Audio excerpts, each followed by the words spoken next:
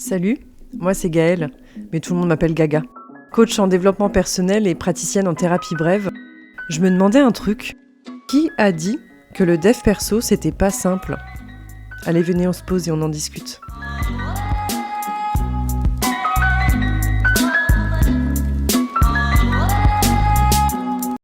Hello tout le monde, j'espère que vous allez bien. Écoutez, moi je suis encore une fois ravie de vous retrouver dans ce 3e épisode de podcast Venez, on se pose. Encore une fois, je voulais vous remercier pour vos retours à chaque fois sur les précédents épisodes. Vraiment, ça me fait chaud au cœur, ça me permet de savoir un petit peu ce que vous en pensez, comment ça vous impacte. D'ailleurs, je suis très très touchée à chaque fois par les retours que vous me faites en me disant à quel point ça vous a impacté, sur quoi ça vous a permis de travailler, sur quoi ça vous a permis de prendre conscience de certaines choses, etc. Donc vraiment, je vous remercie pour vos retours. Et c'est un plaisir pour moi de partager avec vous sous ce nouveau format. Et encore une fois, je suis ravie de vous retrouver aujourd'hui pour ce 3e épisode qui va traiter d'un sujet qui, à mon sens, est extrêmement important et, en tout cas, dans ma vie, a radicalement changé les choses. Un sujet sur lequel j'ai dû beaucoup travailler parce que j'étais très dépendante de ça, c'est comment se détacher du regard des autres. Je pense que vraiment, quand on commence à vouloir évoluer dans sa vie, travailler sur soi et aller vers ce qui nous fait vibrer, ou peu importe, en tout cas, quand on commence à s'intéresser au développement personnel et qu'on veut vraiment évoluer, je pense que c'est l'un des premiers points à aborder, et c'est pour ça que j'ai envie d'en parler aujourd'hui. Parce que justement, le regard des autres, c'est quelque chose qui peut vraiment énormément nous impacter et qui peut avoir des effets qu'ils soient aussi positifs que négatifs dans notre vie. Et ce que j'ai envie de vous partager aujourd'hui, c'est justement comment savoir s'en détacher pour que ça ne régisse pas notre vie. Parce qu'à mon sens, se détacher totalement du regard des autres et dire... j'ai pas envie d'avoir un discours où je vais vous dire « ouais, mais on s'en fout complètement de ce que pensent les gens, etc. » C'est trop facile de dire ça. Faut quand même accepter le fait que, non, c'est quelque chose qui nous impacte énormément, qui peut avoir beaucoup d'effets dans notre vie. Et en fait, ce que j'ai envie de vous partager aujourd'hui, c'est que justement, on peut réussir à s'en détacher, en tout cas, pour que ça n'affecte pas et que ça ne régisse pas notre vie. L'idée, c'est de déjà un petit peu comprendre d'où ça vient, pourquoi c'est là, pourquoi ça nous impacte autant. C'est pas pour rien. Là, on va remonter assez loin, on va remonter à la préhistoire. Et il faut savoir que à la base, le fonctionnement de l'être humain, c'était d'appartenir en fait à une tribu. On fonctionnait en fait en groupe, et si on était rejeté de la tribu, en gros on mourait. Parce que du coup, c'était trop compliqué de survivre tout seul. L'effet de groupe faisait que chacun, avec des tâches différentes... je vais pas rentrer dans les détails non plus, mais pour se nourrir, pour survivre, sur tous les points vitaux de notre existence, en fait, il fallait qu'on soit en groupe. Et donc, on a une peur qui est ancrée en nous, dans le plus profond de notre être, suite à cette période, parce que du coup, si on était rejeté de la tribu, en fait, on mourait.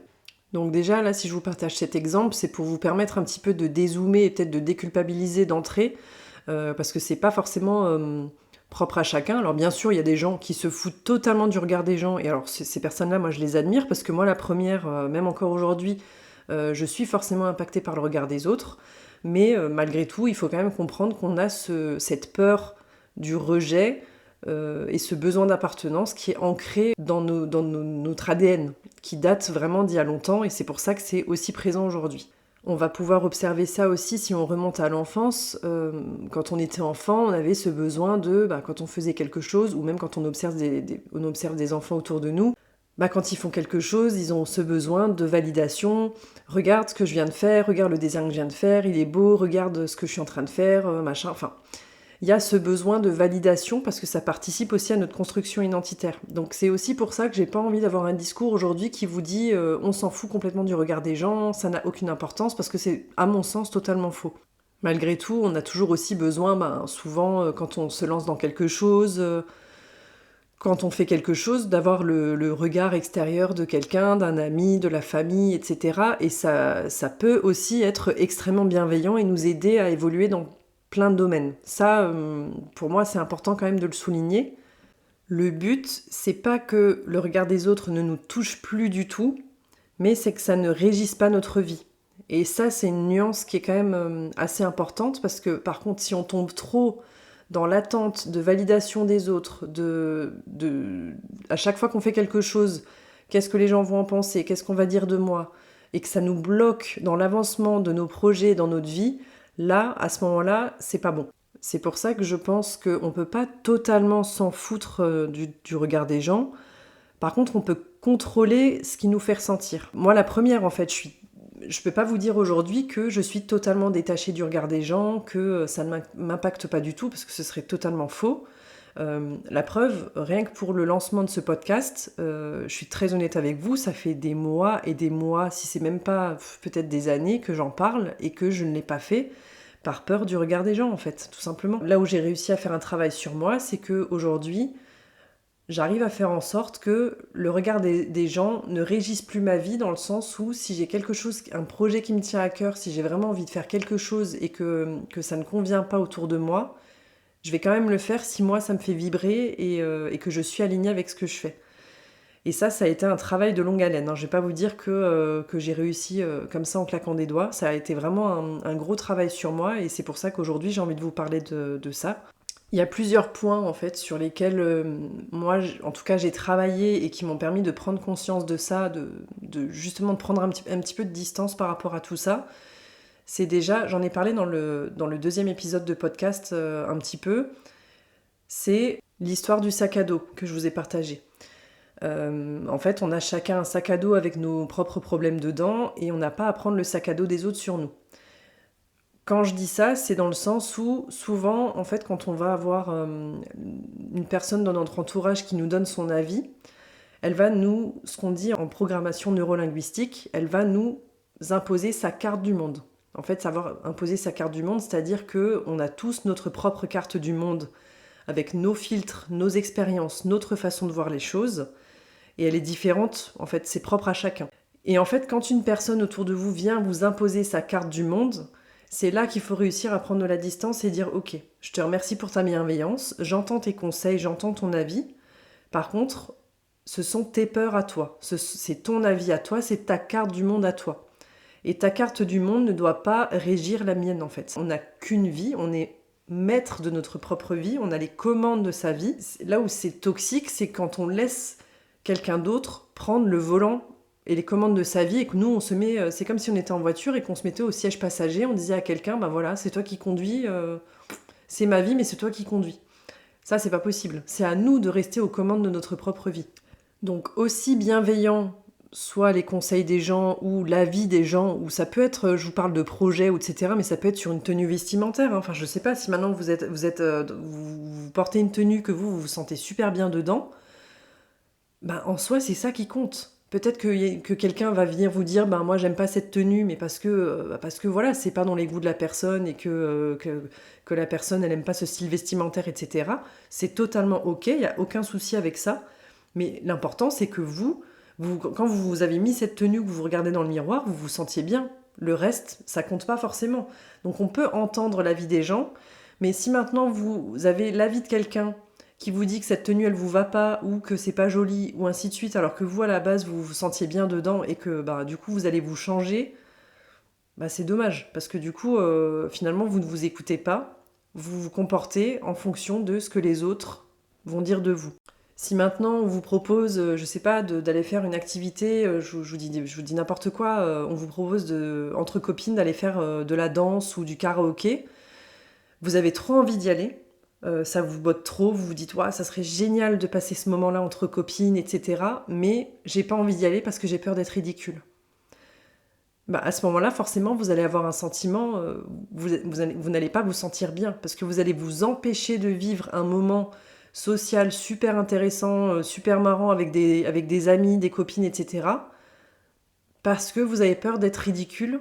Donc au final, en fait, la question que je me pose, c'est que quand on réagit comme ça, on veut s'éviter de souffrir, en gros, pour éviter d'être ridicule ou de mal vivre la situation. Mais finalement, on va quand même se sentir super mal parce que bah, nos copines, elles sont parties faire cette petite soirée entre elles passent un super bon moment alors que nous, on est restés à la maison et on ne l'a pas vécu. Donc dans tous les cas, on va se sentir super mal. Et je pense, sincèrement, qu'on peut se sentir même encore plus mal d'avoir manqué ça plutôt que d'avoir peut-être eu un petit peu peur de se lancer et de le faire, et d'avoir finalement vécu un super beau moment entre copines.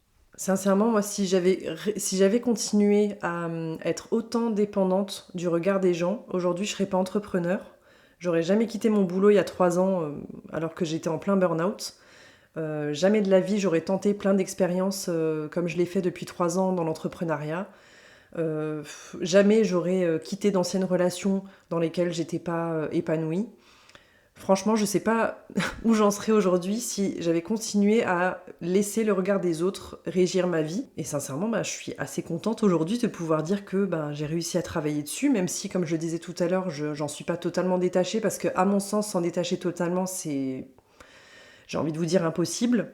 Mais ça, une fois de plus, c'est ma vision à moi. Il y a d'autres personnes qui arrivent à s'en foutre complètement, et je l'ai déjà dit plus tôt, mais vraiment, ces personnes-là, je les admire parce qu'elles sont vraiment libres.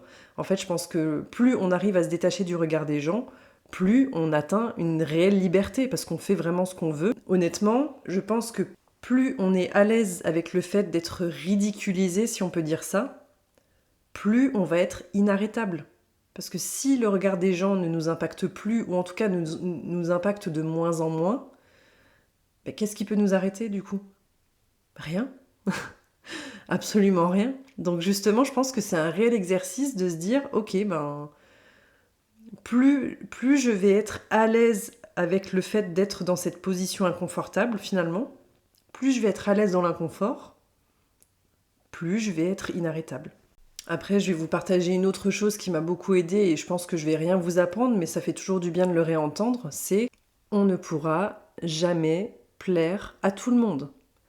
Ça, je pense que je vous l'apprends pas, c'est une phrase que vous avez déjà dû entendre plusieurs fois, et pourtant, je pense que si ça nous rentre dans le crâne, vraiment, ça aide à prendre aussi beaucoup de recul. En fait, quoi que vous fassiez, mais vraiment, hein, il y aura toujours quelqu'un pour dire quelque chose. Parce que comme je vous le disais précédemment, on a chacun notre carte du monde, on a chacun nos filtres, on a chacun nos peurs, nos jugements, nos façons de voir les choses. Et donc une personne qui aime le orange, vous avez beau lui dire que le bleu c'est la plus belle couleur du monde, elle, sa couleur préférée c'est le orange. Donc c'est comme ça, vous ne pourrez pas la faire changer d'avis. Et le but c'est même pas de la faire changer d'avis, c'est génial qu'elle aime le orange et c'est super. Mais nous on n'est pas là pour lui imposer non plus de changer d'avis et d'adorer le bleu, c'est comme ça. Enfin c'est des exemples franchement très cons que je vous donne, mais c'est aussi simple que ça. Donc dites-vous que dans tous les cas, vous ne pourrez jamais plaire à tout le monde. Ça ne fait pas de vous une mauvaise personne. C'est juste qu'on a tous des goûts différents, des façons de voir les choses différentes.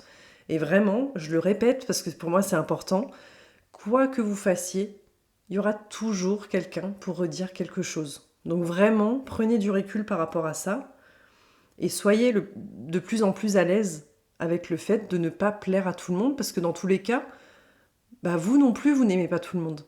Vous aussi, il y a des gens que vous n'aimez pas, ou qui font des choses qui vous plaisent pas, et c'est totalement ok. En fait, ce qui est important, c'est que la personne, en soi, ce qu'elle fait, elle se sente bien avec ça, que ce que vous fassiez, vous vous sentiez bien avec ça. Après, comme je vous le disais, il y a des points où forcément ça va nous toucher plus que d'autres. Forcément, si maintenant une personne en face de vous, c'est une personne à laquelle vous tenez beaucoup, qui fait partie de votre famille, ou un ami très proche, ou votre conjoint, ou peu importe, forcément, vu que c'est une personne à qui vous tenez énormément, son regard va, consciemment ou inconsciemment, peut-être vous impacter plus fortement. Et ça, c'est totalement ok, c'est totalement normal.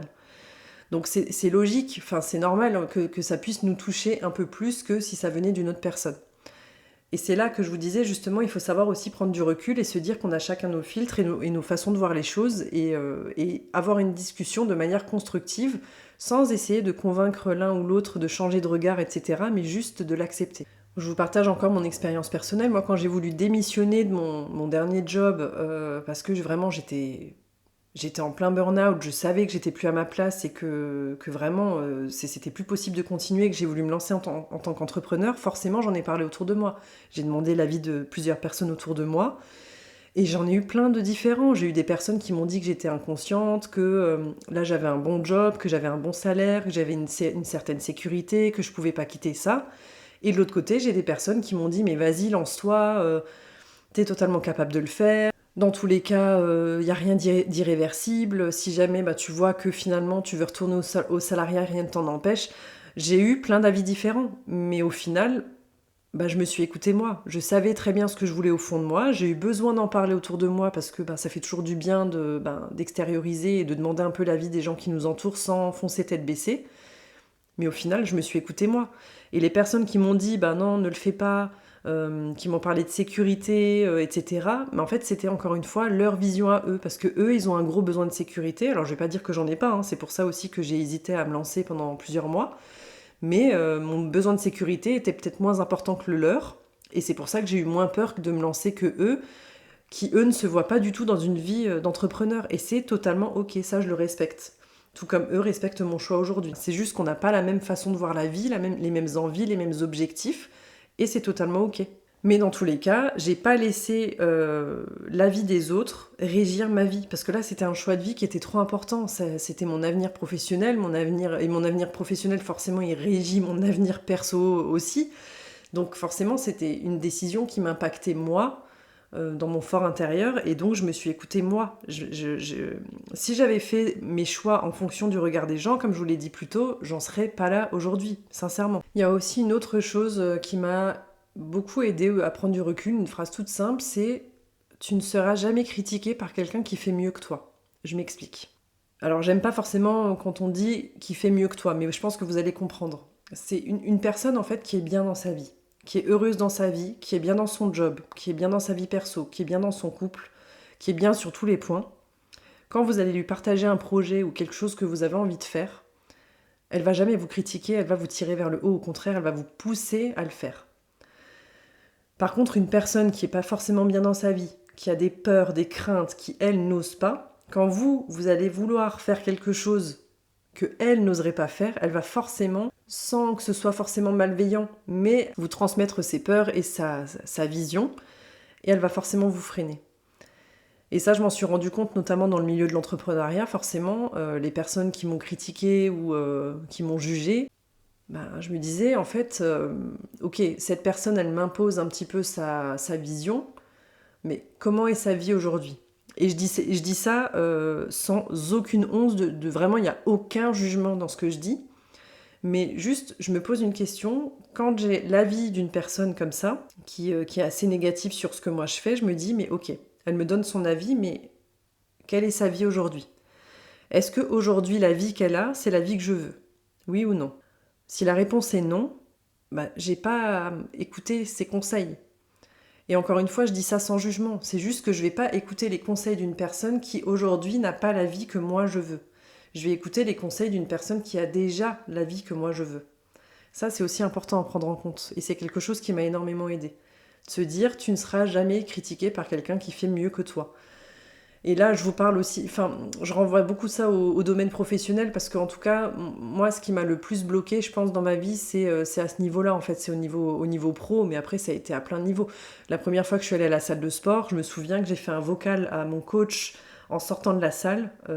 J'étais en larmes dans ma voiture parce que je lui disais, je suis super mal à l'aise à la salle de sport, j'ai l'impression que je suis ridicule, j'arrive là-bas, il n'y a que des gens expérimentés, moi j'y connais que dalle, je sais même pas me servir des machines, j'avais presque plus envie d'y retourner. Et il m'a répondu un truc qui m'a... Franchement, je m'en souviens encore aujourd'hui. Il m'a dit, dans tous les cas, en fait, les personnes qui sont à la salle, dans 95% des cas, elles vont se dire, voilà, une personne qui se bouge, ok, elle n'a pas un physique super sportif, etc., mais elle vient à la salle, elle se bouge les fesses, et franchement, c'est trop cool. Et ça, c'est une réalité. Et il m'a dit, justement, pour les autres, les 5% restants, c'est juste des gros bouffons qui font de la gonflette, qui ont aucun cerveau, et qui, voilà, eux, ils servent à rien, on s'en fout de ce qu'ils pensent. C'est des personnes qui y connaissent rien, qui sont juste là pour le paraître, et nous, on n'est pas là pour ça. Et quand il m'a dit ça, c'est peut-être con, mais franchement, ça m'a fait beaucoup de bien. Et je me suis rendu compte que ce qu'il disait, c'était une vérité, en fait. La plupart des gens, quand vous allez à la salle de sport, c'est un monde super bienveillant. On va vous donner plein de conseils. En plus, moi, je sais qu'au début, quand je faisais pas forcément bien les exercices sur les machines, il y avait plein de gens qui venaient me conseiller, etc. Donc au début, j'étais un peu mal à l'aise en mode putain, je suis vraiment une bouffonne, je sais pas me servir de la machine. Et après, je me suis dit, non, c'est génial, lui, il s'y connaît, il vient m'apporter son expérience pour me faire évoluer, c'est du plus qu'il m'apporte, je prends, c'est génial. Et je me suis vraiment rendu compte de ça. Et aujourd'hui, je vais à la salle de sport et je fais du sport tous les jours. Je suis pas non plus une bodybuildeuse de fou. Mais franchement, de me dire que maintenant il y a des gens qui sont en train de me regarder, que je fais du sport, etc., mais pas du tout. En fait, il y a une chose qu'il faut aussi se dire, c'est que les gens sont centrés sur eux. On n'est pas le centre du monde, en fait. Quand on rentre, par exemple, je vous parle de la salle de sport, là, quand on rentre dans la salle de sport, je vous rassure, il n'y a pas tout le monde qui est en train de s'arrêter de faire ses exercices et de vous regarder et de dire « Waouh, c'est qui celle-là? C'est qui celui-là ?» Non, les gens, ils sont dans leur truc. Les gens, ils sont centrés sur eux. Et dites-vous qu'en plus, la peur du regard des autres que vous pouvez avoir, tout le monde l'a. Enfin, il y a beaucoup de gens qui l'ont. Et donc, eux-mêmes, ils vont être centrés sur eux en mode... peut-être qu'ils vont avoir peur de votre regard à vous, en fait. Peut-être que la personne dont vous avez peur du jugement est en train d'avoir peur de votre jugement à vous. Elle est en train de se dire « Waouh, mais qu'est-ce qu'elle va penser de moi? Qu'est-ce qu'il va penser de moi ?» Vous voyez, en fait, les gens sont aussi centrés sur eux. Ils vont pas rentrer chez eux le soir en se disant « Oh là là, celle-là, je l'ai croisée dans la rue, elle avait une veste rouge, alors je déteste le rouge. » Non, en fait, les gens, ils font leur vie, en fait, ils sont centrés sur eux, ils vont rentrer chez eux le soir et ils vous auront oublié depuis bien longtemps. Donc ça aussi, c'est une des choses dont j'ai pris conscience et qui m'a permis de beaucoup évoluer sur ce point-là. Je pense aussi que quand on a peur du regard des autres, c'est que d'un autre côté, on le désire. C'est un peu une injonction, mais je pense que c'est vrai. Si par exemple maintenant on a envie de, je sais pas, on rêve de pouvoir être super à l'aise de parler en public, ben on le fait pas parce qu'on a peur du regard des autres, mais derrière, c'est qu'on a envie d'être regardé par les autres. Vous voyez ce que je veux dire? Et c'est justement quand on a cette peur-là que je pense qu'il faut que c'est l'indicateur qui fait qu'il faut y aller. Parce que ça cache un désir profond derrière. Et quand on est dans cette phase-là, que justement on a cette peur du regard des autres, mais qu'on a ce désir de faire, je pense que justement, de toute façon, le meilleur exercice, c'est de faire. C'est de faire, parce qu'au début, on aura forcément peur du jugement. Je vais vous partager encore un exemple personnel, c'est par rapport à ce podcast. J'avais très très peur de faire ce podcast, parce que j'avais peur d'être jugée, de me dire que j'étais pas légitime, syndrome de l'imposteur. Mais qui suis-je pour faire un podcast alors qu'il y en a plein qui existent déjà sur le sujet? J'avais plein de croyances limitantes comme ça qui faisaient que je me lançais pas. Et donc j'étais vraiment bloquée par ce peur du jugement, du regard des autres. J'ai fait le premier podcast, j'étais terrorisée quand je l'ai posté la première fois. Et j'appréhendais justement les retours. Je me disais, bon ben écoute, on verra ce qu'on me dit. Moi dans tous les cas, j'étais quand même contente de l'avoir fait. Je me disais voilà, peu importe les retours que j'ai, moi je l'ai fait. C'est un truc que j'ai envie de faire depuis longtemps, donc j'ai eu un sentiment d'accomplissement et de fierté sur le moment qui m'a vraiment fait beaucoup de bien. Et tous les retours que j'ai eus, ça m'a rempli le cœur. Vraiment, je pèse mes mots. Jamais de la vie, je me serais attendue à des retours aussi positifs de votre part. Et encore une fois, je vous en remercie. Et je me dis, mais punaise, mais qu'est-ce que je suis contente d'avoir su dépasser ce regard des autres, dépasser cette peur du jugement et de l'avoir fait. Parce que même si je sais que ces épisodes de podcast ne vont pas plaire à tout le monde parce que moi j'ai ma vision des choses, j'ai ma façon de voir la vie, j'ai ma façon de parler, de partager, je sais que je peux pas plaire à tout le monde. Mais dans tous les cas, je sais que j'ai eu des super retours, que j'ai pu aider des gens. Juste si j'arrive à aider une seule personne en diffusant ces épisodes de podcast, moi j'ai tout gagné. C'est ce que je me suis dit, et voilà, advienne que pourra, on verra, si ça plaît, si ça plaît pas. Moi en tout cas, j'adore faire cet exercice. Et je suis trop contente d'avoir su dépasser cette peur du regard des gens, parce que sinon je l'aurais jamais fait. J'aurais pas pu impacter d'autres gens.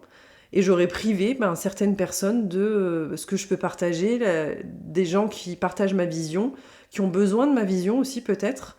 J'aurais privé ces gens-là parce que j'avais peur du regard des autres. Et du coup, voilà. En fait, c'est un exemple qui pour moi est vachement important parce que c'est le dernier en date, qui a régi un petit peu ma vie personnelle et professionnelle aussi. Et une fois que je me suis lancée, je me suis rendu compte que finalement les gens étaient super bienveillants. Les retours que moi je m'étais fait en mode ça va pas plaire, je vais être critiquée sur ci, sur ça, sur ma façon de parler, sur le fait que voilà, j'ai un langage un peu léger de temps en temps, je me prends pas trop la tête, je prépare pas mes scripts à l'avance, j'y vais un peu à la one again, je vais être critiquée sur ça. Et ben en fait je me rends compte que j'ai eu des retours super bienveillants, que ça plaît, que ça parle aux gens. Et franchement, je suis trop contente, quoi. Je suis pleine de gratitude et je me dis, finalement, j'ai été bête juste de ne pas l'avoir fait plus tôt. Enfin, c'est un peu fort ce que je suis en train de dire, mais voilà. Je me suis bloquée pour un paramètre qui n'existait pas parce que c'était que dans ma tête. En fait, les jugements des gens, je pouvais pas savoir à l'avance lesquels ils allaient être. Et je me suis fait tout un film dans ma tête où je me suis dit, ouais, on va me critiquer, alors qu'en fait, pas du tout, au final. Les gens, moi je suis perfectionniste, donc je vais m'attarder au moindre détail de la moindre virgule, quand je fais le montage, est-ce que c'est bien coupé, est-ce que le son est parfait, etc. Mais en fait, en soi, vous, quand vous écoutez l'épisode, vous n'êtes pas focus autant que moi, je pense, sur les détails, sur des petits détails comme ça. En fait, vous, ce qui vous intéresse, c'est le message que je fais passer. Après, voilà, le reste, tant que l'écoute, elle est à peu près agréable, c'est cool, en fait. C'est comme quand on se regarde dans le miroir. Nous, on va voir nos moindres défauts, on va voir qu'on a, je sais pas, un tout petit bouton. Alors qu'en soi, quand on se balade dans la rue, les gens, ils sont pas en train de focus sur le petit bouton qu'on a sur le visage, quoi. Enfin, vous voyez, il y a des exemples comme ça. De toute façon, je pourrais vous en donner 15 000. Je pense que vous avez compris le sens de ce que je voulais dire.